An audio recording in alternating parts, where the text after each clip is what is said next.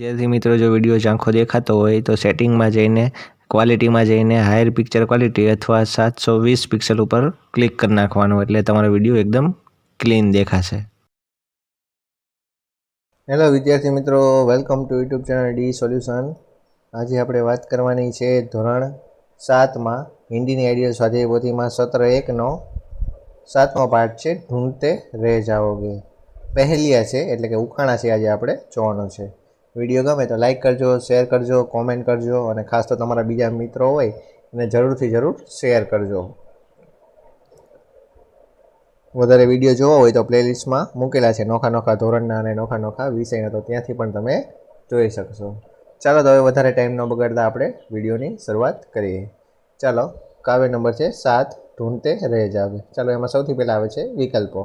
ચાલો એમાં પહેલું છે ચારપાઈ કોણ બનાતા है તો જવાબ આવશે એ बढ़ई। પછી બીજું છે ચોરો કા मुंह कैसा है તો જવાબ આવશે એ काला। પછી ત્રીજું છે बादल का पर्यायवाची शब्द खाली जग्या है તો જવાબ આવશે डी मेघ। પછી ચોથું जंगल का राजा कौन है तो जवाब आवશે सी शेर। પછી પાંचमું છે किसकी पूंछ खींचने पर उजाला हो जाता है तो जवाब आवશે बी माचिस। પછી આગળ આવે છે બીજો પ્રશ્न, निम्नलिखित प्रत्येक प्रश्न के उत्तर के लिए दिए गए विकल्पों में से सही विकल्प चुनकर लिखिए। चलो एમાં પહેલું છે ओस की बूंद खुली रात में पैदा होती है। પછી બીજું છે ओस की बूंद मोती जैसी होती है। પછી ત્રીજું છે जंगल ही शेर का महल है। चलो પછી ત્રીજો પ્રશ્ન છે सही वाक्य के सामने सही और गलत के सामने गलत का निशान बनाए। चलो पवन बादल का बेटा और बाप है तो जवाब आवશે खोटું।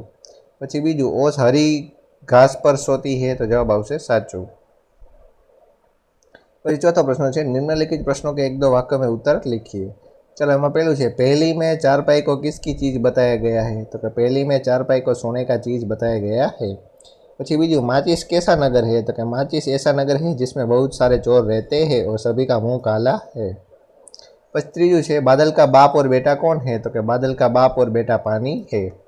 પછી ચોથું बादल की पोती कौन है तो कि बादल की पोती ओस है। પછી પાંચમો फोन को कोई क्या नहीं कहता है तो कि फोन को कोई चुगलखोर नहीं कहता है। પછી પાંચમો છે निम्नलिखित प्रश्नों के उत्तर लिखिए। चलो એમાં પહેલું છે क्या फोन चुगलखोरी करता है कैसे तो कि फ़ोन के द्वारा लोग एक दूसरे के हालचाल पूछते हैं, सगे संबंधियों को शुभ अशुभ समाचार दिए जा सकते हैं, शीघ्रता से संदेश पहुंचाया जा सकता है। यदि लोग इसका उपयोग चुगलखोरी करने के लिए करते हैं तो उससे फ़ोन को चुगलखोर नहीं कहा जा सकता है। बीजू है शेर कैसा राजा है तो कि शेर ऐसा राजा है जिसके पास सोने के लिए पलंग नहीं होता, उसने कोई महल नहीं बनवाया, उसके पास धन संपत्ति का कोई खजाना नहीं है, फिर भी वह जंगल का राजा है।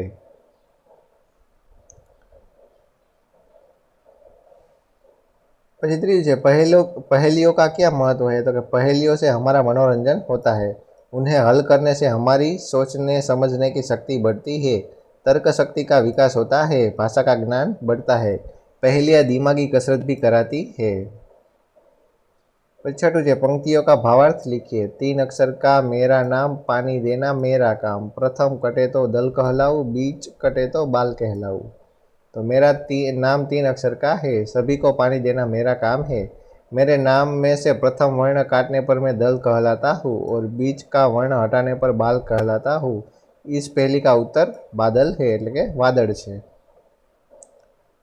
चलो પછી सातमो प्रश्न है रेखांकित शब्दों का वचन परिवर्तन करके वाक्य फिर से लिखिए। चलो पहलू है लड़का पानी पीता है तो लड़का नीचे अंडरलाइन है तो लड़का वचन परिवर्तन कर नाखवानुं लड़के।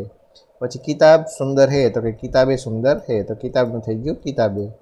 પછી वह जाता है तो कि वे जाते हैं। चौथुं फूल खिला है तो कि फूल खिले है, फूलनु फूल ज रहेशे। પછી પાંચમું છે मैं जागता हूँ तो कि हम जागते हैं। छठुं છે मुझे खेलना है तो कि हमें खेलना है।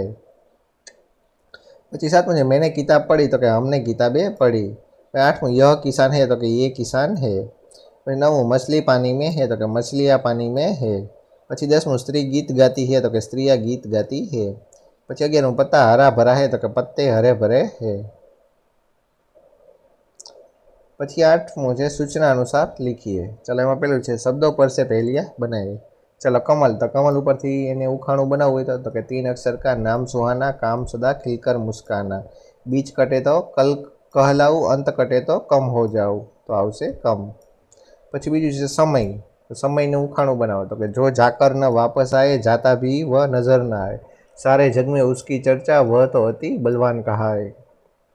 પછી ત્રીજું છે दीपक तो कि मेरे जलते ही दूर होता अंधेरा लोगों को देता हूँ उजाला अंधकार में लोग मुझे याद करे बताओ मेरा नाम क्या है। પછી ચોથું છે पहली तो कि लोगों के दिमाग को कसरत करवाऊँ मेरा जवाब देने को तरह तरह के तर्क वितर्क लगाते बताओ मैं हूँ कौन।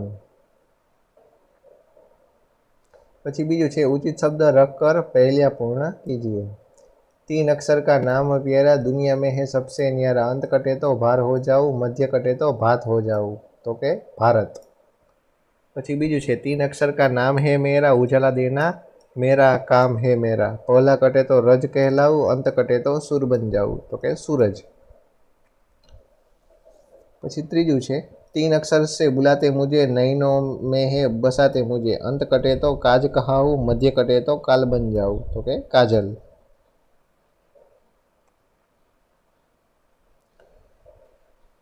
પછી ત્રીजा प्रश्न है निम्नलिखित शब्दों को भिन्न भिन्न अर्थ होते हैं अर्थ अनुसार प्रत्येक शब्द के लिए अलग अलग वाक्य बनाइए। उदाहरण तरीके बस तो कि लोग बस में प्रवास करते हैं। હવે એનું બીજું વાક્ય આવું થાય બસ अब मैं कुछ नहीं लूँगा। चलो अब 2 वाक्य अलग अलग बन्या। પછી પેલું છે સોના તો કે સોના महंगी धातु है। પછી એનું બીજું વાક્ય આવું થાય કે આલસી લોગ કો સોના પસંદ है એટલે એ સોનું નહીં આપણે પહેરીએ એ નહીં સુઈ જવું એ સોના પસંદ है। પછી બીજું છે आम का फल सभी को पसंद है। પછી બીજું વાક્ય महंगाई के कारण आम लोग परेशान हो गए हैं। आम लोग એટલે કે સાધારણ लोग અને આમ એટલે કેરી। પછી उत्तर तो કે भारत के उत्तर में हिमालय पर्वत है उत्तर એટલે કે नॉर्थ दिशाમાં उत्तर दिशाમાં। પછી नेताजी ने लोगों के प्रश्नों के उत्तर दिए तो अँ नेताजीए प्रश्नों उत्तर એટલે કે जवाब आप्या। चौथું पूरी तो कि मैंने आज खीर पूरी खाई એટલે પૂરી ખાવાની વસ્તુ છે જ્યારે આમાં તો કે हमें हमेशा पहले सामने वाले की पूरी बात सुननी चाहिए पूरी बात એટલે કે આખી વાત।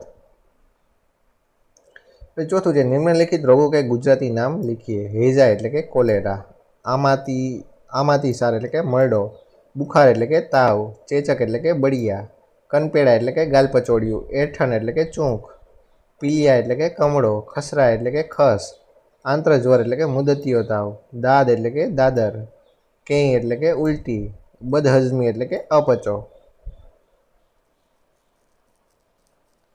પછી આવે છે 5મો પ્રશ્ન निम्नलिखित संज्ञा शब्दों का वर्गीकरण कीजिए।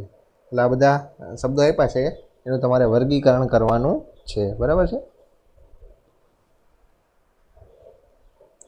ચાલો વ્યક્તિવાચક સંજ્ઞામાં તો કયા કયા આવશે તો કે ભારત હિમાલય અને નર્મદા। પછી જાતિવાચક સંજ્ઞામાં આવશે નદી પર્વત અને પેડ। દ્રવ્યવાચકમાં આવશે દૂધ અને તેલ। પછી ભાવવાચક સંજ્ઞામાં આવશે ઈમાનદારી અને બુરાઈ। પછી સમૂહવાચક સંજ્ઞામાં આવશે ભીડ સેના અને ઝુંડ। પછી આવશે 9મો પ્રશ્ન निम्नलिखित शब्दों के समानार्थी शब्द दीजिए। ચાલો મોલ એટલે કે મૂલ્ય પછી ઉજાલા એટલે કે પ્રકાશ સુરત એટલે કે મુખ બાદલ એટલે કે મેઘ પ્રથમ એટલે કે પહેલા રાજા એટલે કે નૂપ।